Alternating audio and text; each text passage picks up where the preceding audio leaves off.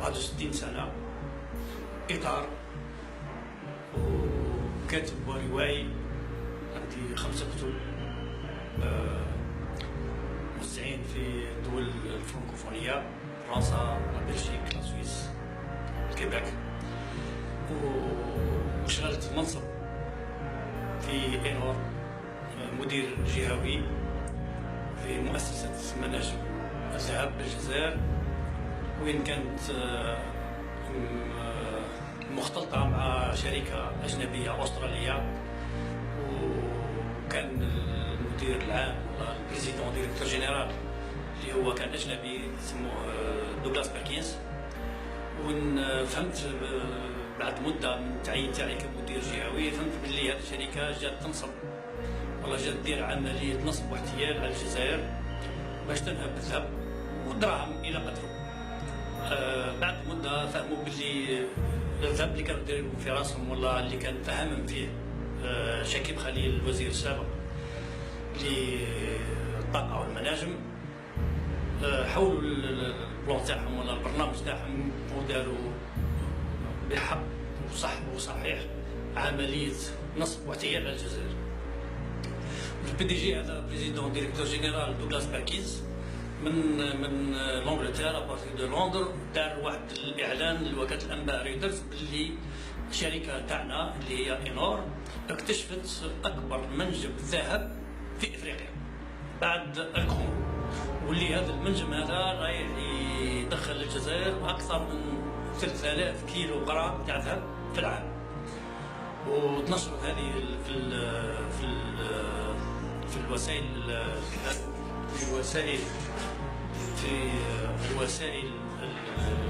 les médias internationaux spécialisés dans la mine, dans l'énergie.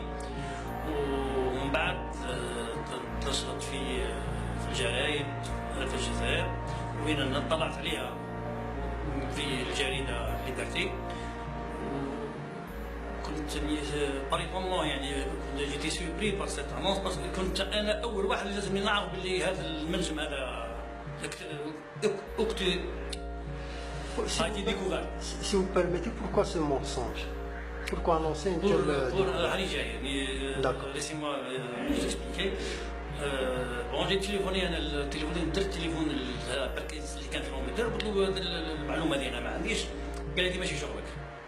عاودت اتصلت بالمدير العام اللي هو جزائري والمفروض يكون هو المدافع على الحقوق الجزائر وحقوق سوناتراك اللي كانت شريكه مع هذا الشريك الاسترالي. عيطت له هذه المعلومه اللي راهي تدور في الاعلام باللي كاين اكتشاف ضخم تاع الذهب، احنا ما على بالناش به في طمراس. قال لي هذه ماشي شغلك.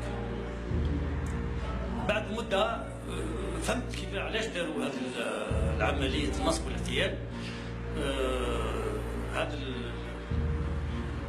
الشركه الاجنبيه وهذاك لا كومبليسيتي تاع شكيب خليل وبرزرقه مصطفى الديريكتور جينيرال حطوا ملف دو كريدي في العبوه باش دومونداو اون انفلوب دو 47 مليون دو دولار pour la mise en exploitation de la mine هذه اللي ما كانش منها كاع. انا فهمت لو سيناريو. هما الهدف تاعهم هو 47 مليون دولار، وما كان لا ذهب لا والو. الذهب اللي كاين هو معروف ونخدموا فيه، الذهب اللي اكتشفوه السوفيات ولا لي روس في السبعينات، وقت اللي كان بودين الله يرحمه، وقت صنعاء يعني الله يرحمها. واتصلت بالسلطات المعنيه وفهمتهم بلي يفو با دوني دارجون، ما تعطونهمش دراهم، راهي عمليه نصب واحتيال. كتبت المدير تاع لا بي او، كتبت الوزير مالغري، كنت على بالي بلي هو ثاني كان دون مانيير دون اوتر كومبليس. كتبت البي دي جي تاع سوناتراك مزيان، كتبت الديريكتور جينيرال سوناتراك افال، قلت له دير ما كانش ذهب. وصلت انا كمدير جهوي هذاك الوقت هذاك كنت مازالني خدام، فهمت باللي il faut pas donner de l'argent، ما كاش ذهب. الذهب كاين ورانا نخدموا فيه. on n'a pas besoin d'une enveloppe pour la mise en exploitation d'une nouvelle mine qui n'existe pas. شكيب خليل بعد ما قلت له انا بلي سيت اون اوبيراسيون دارناك، اتصل بالمدير العام، والمدير العام جاني تبرصت قال لي سي عديله لازمك تقدم الاستقاله تاعك. تفاجأت بهذا الطلب هذا، تفاجأت نوعا ما، ولكن قلت له انا علاه؟ قال لي هكا تقدم الاستقاله تاعك ولا ندخلك الحبس. قلت له مالك عاد دخلني الحبس تسمع العداله ليك وليا. ايوا بعد مده باش نخلص ريزومي يعني لو بروبليم، بعد مده مون ليسونسيي وداروا لي. وهنايا بعد ما شفت باللي المدير العام كومبليس، سوناتراك كومبليس، سوناتراك افال كومبليس، الوزاره كومبليس، التجأت للصحافه وطرحت لهم المشكل.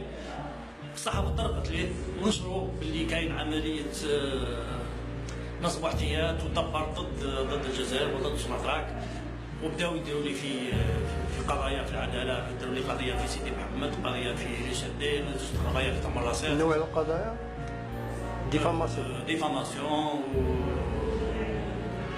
كيفاش يقولوا سرقه وثائق. انا ديت وثائق عطيتهم لاجهزه الامن اللي يفهموا باللي راه ما كانش ذنب، داروا لي سرقه وثائق الى اخره.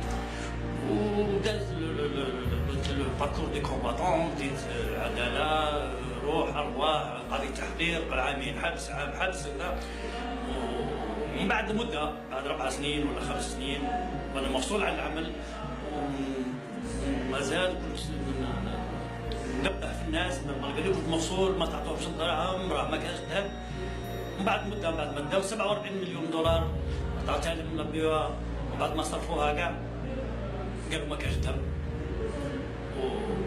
وباعوها، باعوا شركه سوناتراك بالدينار الرمزي وداو دراهم وراحوا. والمدير العام منزل مصطفى اللي كان يقول كاين ذهب سوناتراك باش نديروه، هو نفسه خرج للصحافه وقال لهم ما كانش ذهب. لو بي دي جي كي نستقصاوه، البي دي جي القاوري هذا قال له علاش راك رايح من الجزائر بعت الشركه تاعك بالدينار الرمزي؟ قال لهم ما كانش ذهب، كنا غالطين. وقلت انا بلي راه كاين سوء تسيير، واللي عاقبتني عليه المحكمه هنا في الجزائر ب6 شهور حبس نافذه. اتضحت باللي كنت نقول صح، لاخاطر الشركه ملي جا المدير العام الجديد هذا بالصرقه مصطفى حتى 2011 دارت خساره 1000 مليار خساره. ماشي نهضر على الذهب اللي داوه، ماشي نهضر على لي مليون دو دولار اللي داوهم، ولكن نهضر على الخساره في البيلون تاع انور. ولو كان سمعوني في 2007 كانت الجزائر ما تخسرش 47 مليون دولار، وما تخسرش 1000 مليار دينار، وما تخسرش شحال كيلو تاع ذهب الدول الاستراليين وحنا ما على بالناش.